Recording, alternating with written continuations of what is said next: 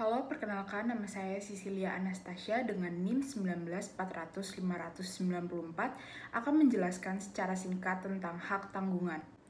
Pengertian hak tanggungan.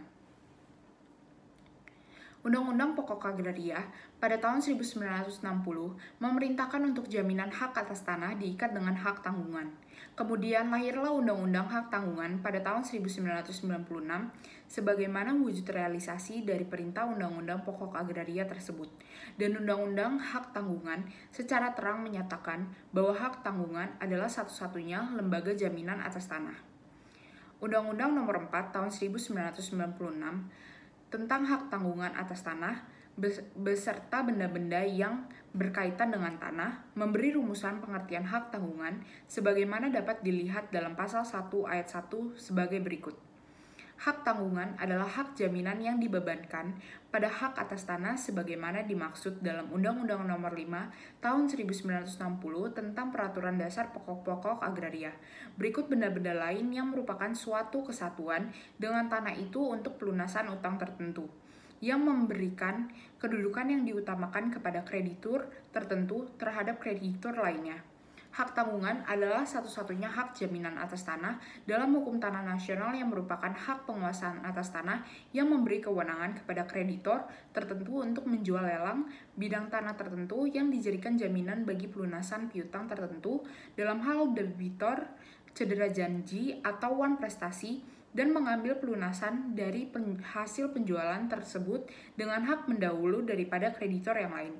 Dengan kata lain, hak tanggungan adalah hak jaminan atas tanah untuk pelunasan utang tertentu yang memberikan kedudukan diutamakan kepada kreditor tertentu terhadap kreditor lain dengan objek jaminannya berupa hak-hak atas tanah yang diatur dalam Undang-Undang Pokok Agraria. Ada beberapa unsur-unsur pokok hak tanggungan yang termuat dalam definisi tersebut, yaitu yang pertama, hak tanggungan adalah hak jaminan untuk pelunasan hutang. Yang kedua, objek hak tanggungan adalah hak atas tanah sesuai Undang-Undang Pokok Agraria. Yang ketiga, hak tanggungan dapat dibebankan atas tanahnya atau hak atas tanah saja, tetapi dapat pula dibebankan berikut benda-benda lain yang merupakan satu kesatuan dengan tanah itu. Yang keempat, hutang yang dijamin harus suatu utang tertentu. Dan yang terakhir, memberikan kedudukan yang diutamakan kepada kreditur tertentu terhadap kreditur lainnya. Asas hak tanggungan. Hak tanggungan sebagai satu-satunya lembaga hak jaminan atas tanah untuk pelunasan hutang tertentu mempunyai 4 asas, yaitu yang pertama, asas droit de preference, memberikan kedudukan yang diutamakan bagi kreditor pemegang hak tanggungan, bahwa kreditor pemegang hak tanggungan mempunyai hak untuk didahulukan di dalam mendapatkan pelunasan atas piutangnya daripada kreditor lainnya atas hasil penjualan benda yang dibebani hak tanggungan tersebut. Contoh, apabila debitor melakukan cedera janji atau wan prestasi, maka kreditor pemegang hak tanggungan berhak untuk menjual objek yang dijadikan jaminan melalui pelelangan umum dan mengambil pelunasan piutangnya dari hasil penjualan tersebut dengan hak mendahulu daripada kreditor lain yang bukan pemegang hak tanggungan atau pemegang hak tanggungan dengan peringkat yang lebih rendah. Yang kedua, asas droit de suite, selalu mengikuti objeknya dalam tangan siapapun objek tersebut berada. Artinya benda-benda yang dijadikan objek hak tanggungan itu tetap terbeban hak tanggungan walaupun di tangan siapapun benda itu berada. Jadi meskipun hak atas tanah yang menjadi objek tanggungan tersebut telah beralih atau berpindah kepada orang lain, hak tanggungan yang ada tetap melekat pada objek tersebut dan tetap mempunyai kekuatan mengikat. Yang ketiga, memenuhi asas spesialitas dan publisitas. Asas spesialitas maksudnya benda yang dibebani hak tanggungan itu harus ditunjuk secara khusus. Dalam akta pemberian hak tanggungan harus disebutkan secara tegas dan jelas mengenai benda yang dibebani itu berupa apa, di mana letaknya, berapa luasnya, apa batas-batasnya, dan apa bukti pemiliknya. Adapun asas publisitas artinya hal pembebanan hak tanggungan tersebut harus dapat diketahui oleh umum. Untuk itu terhadap akta pemberian hak tanggungan harus didaftarkan. Yang keempat, Mudah dan pasti pelaksanaan eksekusinya. Artinya, dapat dieksekusi seperti putusan hakim yang telah berkekuatan hukum tetap dan pasti. Kemudahan dan kepastian pelaksanaan eksekusi terjadi dengan adanya sifat hak melakukan eksekusi dari pemegang hak tanggungan dengan mencantumkan demi keadilan berdasarkan ketuhanan yang Maha Esa pada sertifikat tanah, menunjukkan adanya kekuatan eksekutorial pada sertifikat hak tanggungan sehingga apabila debitur melakukan prestasi, maka benda jaminan siap untuk dieksekusi. Subjek dan objek hak tanggungan. Subjek hukum dalam pembebanan hak tanggungan adalah pemberi hak tanggungan dan pemegang hak tanggungan. Pemberi hak tanggungan dapat berupa perorangan atau badan hukum yang mempunyai kewenangan untuk melakukan perbuatan hukum terhadap objek hak tanggungan. Menurut ketentuan yang diatur dalam pasal 8 Undang-Undang Hak Tanggungan, bahwa pemberi hak tanggungan adalah orang perseorangan atau badan hukum yang mempunyai kewenangan untuk melakukan perbuatan hukum terhadap objek hak tanggungan yang bersangkutan. Dengan demikian, karena objek hak tanggungan adalah hak milik, hak guna usaha, hak guna bangunan, dan hak pakai atas tanah negara berdasarkan pasal 4 Undang-Undang Hak Tanggungan, maka dengan demikian yang dapat menjadi pemberi hak tanggungan adalah orang perseorangan atau badan hukum yang dapat mempunyai hak milik, hak guna usaha, hak guna bangunan, dan hak pakai atas tanah negara. Pasal 9 Undang-Undang Hak Tanggungan menyebutkan bahwa pemegang hak tanggungan adalah orang perseorangan atau badan hukum yang berkedudukan sebagai pihak yang berpiutang. Orang itu bisa orang asing dan juga bisa badan hukum asing, baik yang berkedudukan di Indonesia ataupun di luar negeri, sepanjang kredit yang bersangkutan dipergunakan untuk kepentingan pembangunan di wilayah negara Republik Indonesia. Mengenai subjek hak tanggungan ini diatur dalam pasal 8 dan pasal 9 Undang-Undang Hak Tanggungan.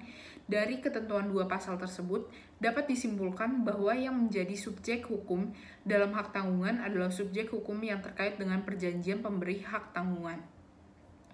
Di dalam suatu perjanjian hak tanggungan, ada dua pihak yang mengikatkan diri, yaitu yang pertama, pemberi hak tanggungan, yaitu orang atau pihak yang menjamin objek hak tanggungan atau debitor. Yang kedua, pemegang hak tanggungan, yaitu orang atau pihak yang menerima hak tanggungan sebagai jaminan dari piutang yang diberikan.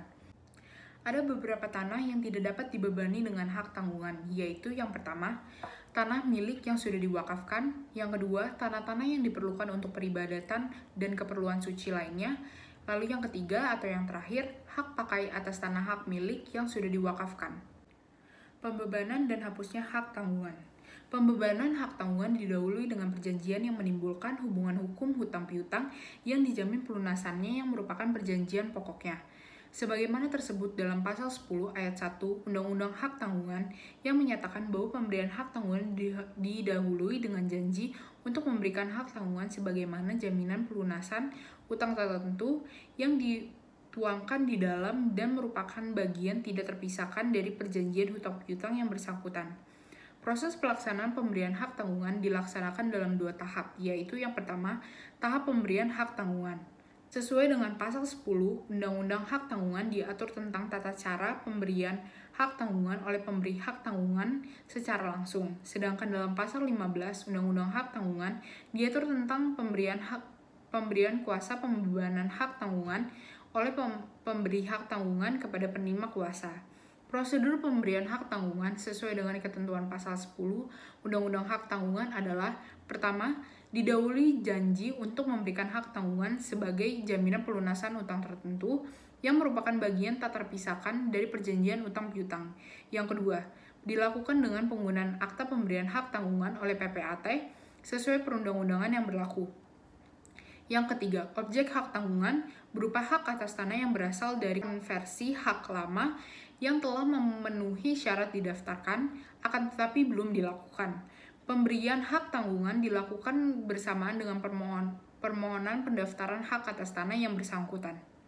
Sesuai dengan ketentuan dalam pasal 10 ayat 2 Undang-Undang Hak Tanggungan, pemberian hak tanggungan dilakukan dengan perjanjian tertulis yang dituangkan dalam Akta Pemberian Hak Tanggungan atau APHT.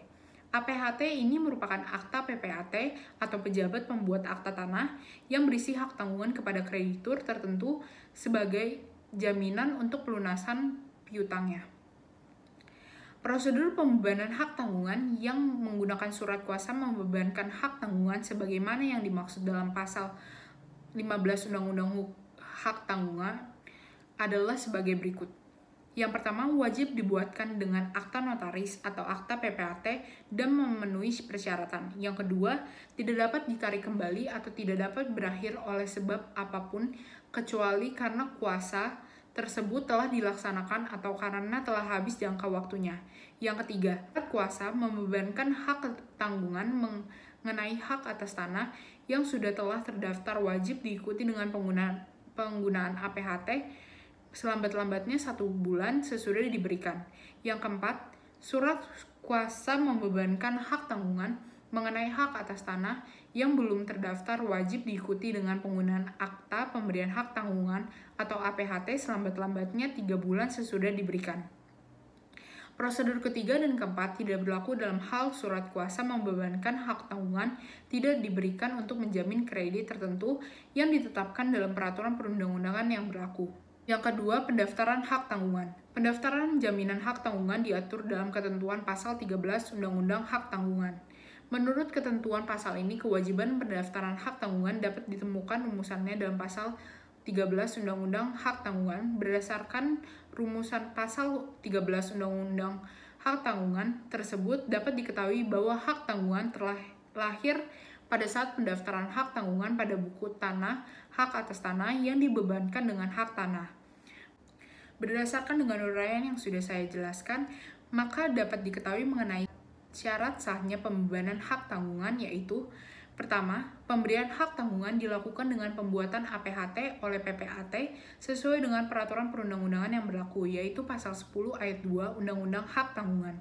Yang kedua, pemberian hak tanggungan wajib memenuhi syarat spesialitas sesuai dengan peraturan perundang-undangan yang berlaku, yaitu pasal 11 ayat 1 Undang-Undang Hak Tanggungan. Hapusnya hak tanggungan diatur dalam pasal 18 hingga pasal 19 Undang-Undang Hak Tanggungan. Yang dimaksud dengan hapusnya hak tanggungan adalah tidak berlakunya lagi hak tanggungan. Pasal 18 Undang-Undang Hak Tanggungan disebutkan mengenai hapusnya hak tanggungan, yaitu yang pertama, hak tanggungan hapus karena hal-hal sebagai berikut. Yang pertama, hapusnya utang yang dijamin dengan hak tanggungan, dilepaskannya hak tanggungan oleh pemegang hak tanggungan. Yang tiga, pembersihan hak tanggungan berdasarkan penetapan peringkat oleh Ketua Pengadilan Negeri. Yang terakhir, hapusnya hak atas tanah yang dibebani hak tanggungan.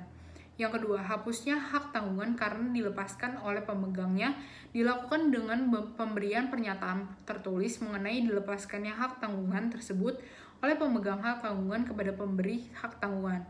Yang ketiga, hapusnya hak tanggungan karena pembersihan hak tanggungan berdasar penetapan peringkat oleh Ketua Pengadilan Negeri terjadi karena permohonan pembeli hak atas tanah yang dibebani hak tanggungan tersebut agar hak atas tanah yang dibelinya itu dibersihkan dari beban hak tanggungan sebagaimana diatur dalam pasal 19. Yang keempat, hapusnya hak tanggungan karena hapusnya hak atas tanah yang dibebani hak tanggungan itu menyebabkan hapusnya utang yang dijamin. Dalam pasal 19 Undang-Undang Hak Tanggungan, diatur tata cara penghapusan hak tanggungan jika hasil penjualan objek hak tanggungan ternyata tidak cukup untuk melunasi hutang yang dijamin.